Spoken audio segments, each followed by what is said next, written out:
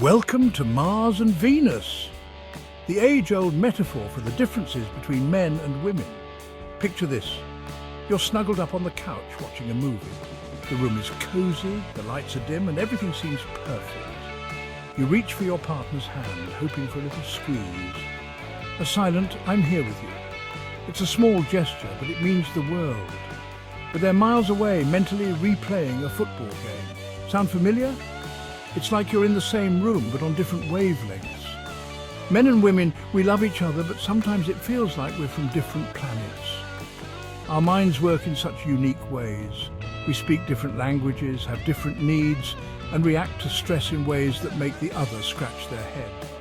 It's like a puzzle we keep trying to solve. But guess what? That's okay. These differences are not barriers, but opportunities to grow closer. These differences are what make love interesting. They add flavor and depth to our relationships. Think of it like this. Men are from Mars, women are from Venus. It's a playful way to acknowledge our unique perspectives. Men, when stressed, retreat to their caves to problem-solve in silence. It's their way of recharging and finding solutions. Women, we want to talk it out. We process our thoughts and emotions through conversation. We crave connection and emotional support. It's how we feel understood and valued. Neither way is wrong, just different. And that's the beauty of it. And once we understand these differences, we can start bridging the gap with humor and wisdom. We can learn to appreciate each other's ways. Remember that time I tried to teach my wife, Portia, how to change a tire? It was a classic Mars and Venus moment. Let's just say she prefers a phone call to AAA, and that's okay. It's her way of handling the situation. We laugh about it now, but it's a perfect example of how men and women approach problems differently. And that's what makes our relationship dynamic. The key is to embrace these differences, not let them create distance. They can be a source of strength and unity. So buckle up, get ready to laugh, and let's explore how to make our relationships even stronger. Together, we can navigate the complexities of love and come out even closer.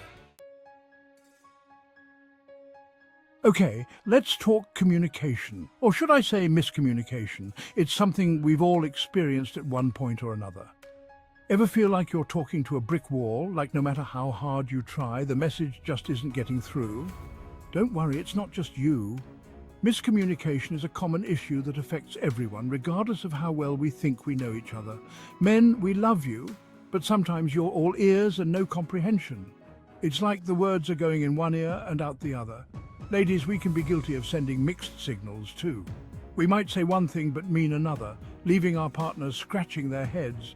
We say everything is fine when it's really not. It's a classic move, but it only adds to the confusion. Here's a tip, fellas.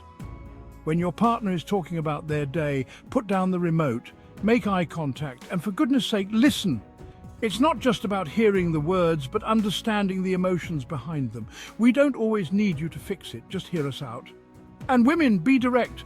Clear communication can save a lot of headaches. We can't expect men to read our minds even if we wish they could. It's important to express our needs and feelings openly. Remember that game show where couples had to answer questions about each other? It was a fun way to test how well they really knew their partners. One time, the question was, what's your wife's biggest pet peeve?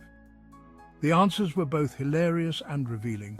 The husband's answer, when I leave the toilet seat up, it was a simple thing, but it spoke volumes about their daily interactions. The audience roared with laughter, but his wife, not so much. It was a funny moment, but it highlighted how easily communication can break down over the smallest things. It was a funny moment, but it highlighted how easily communication can break down. Misunderstandings can lead to frustration and resentment if not addressed. The good news is communication is a skill you can learn. With practice, you can improve your ability to convey your thoughts and understand others. It takes practice, patience, and a good dose of humor. Being able to laugh at ourselves and our mistakes can make the process much easier. So the next time you're tempted to interrupt or offer unsolicited advice, take a breath and just listen. Sometimes the best way to support someone is simply to be there and listen. You might be surprised by what you learn. Effective communication can deepen your relationships and help you connect on a more meaningful level. Stress. It's a part of life, but how we deal with it. That's where men and women often clash. Men, you like to retreat to your man cave, tinker with your tools or zone out in front of the TV. It's your way of decompressing, and that's fine. But women, we want to talk. We need to vent, to share our worries, to feel connected. Here's the thing, guys. Sometimes all we need is a hug and a listening ear. You don't have to solve our problems, just be present. And ladies, let's give our men a little space when they need it. Don't take it personally, it's not about you. I remember once Portia was stressed about a big work deadline. I wanted to help, so I started suggesting solutions. Bad idea. She just wanted me to listen, to be her sounding board. Lesson learned. The key is to find healthy ways to manage stress, both individually and together. Go for a walk, listen to music, talk to a friend. And when in doubt, a little humor goes a long way. Vulnerability. It's a scary word, right? It conjures up images of being exposed, of showing parts of ourselves that we usually keep hidden. It means letting our guard down, sharing our deepest fears and insecurities. It means taking a risk, not knowing how the other person will react. But here's the secret. Vulnerability is the key to true intimacy. It's the bridge that connects two hearts, allowing them to beat in unison. It's what allows us to connect on a deeper level, to build trust and lasting love. Without vulnerability, relationships remain superficial, lacking depth and meaning. Men, we know it's not always easy for you to express your emotions. Society often tells you to be tough, to hide your feelings. You're taught to be strong, stoic, to be the rock that others can lean on.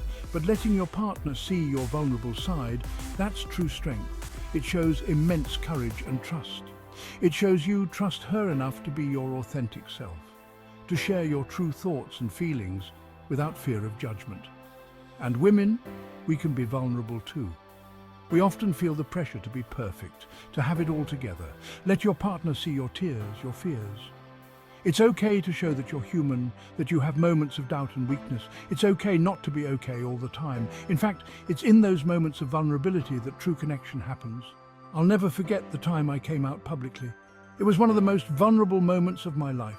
It was a scary and vulnerable time in my life. I didn't know how people would react, if they would accept me for who I am.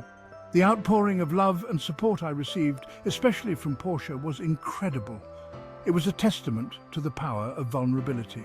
It taught me the power of vulnerability and the importance of having a supportive partner, someone who stands by you no matter what. Remember, relationships are a two-way street. Both partners need to be willing to open up, to share their true selves. It takes courage from both partners to be vulnerable, to create a safe space for open and honest communication. It's a continuous effort, a dance of give and take. But the rewards, the intimacy and connection you build are priceless. It's the foundation of a strong, loving relationship that can weather any storm.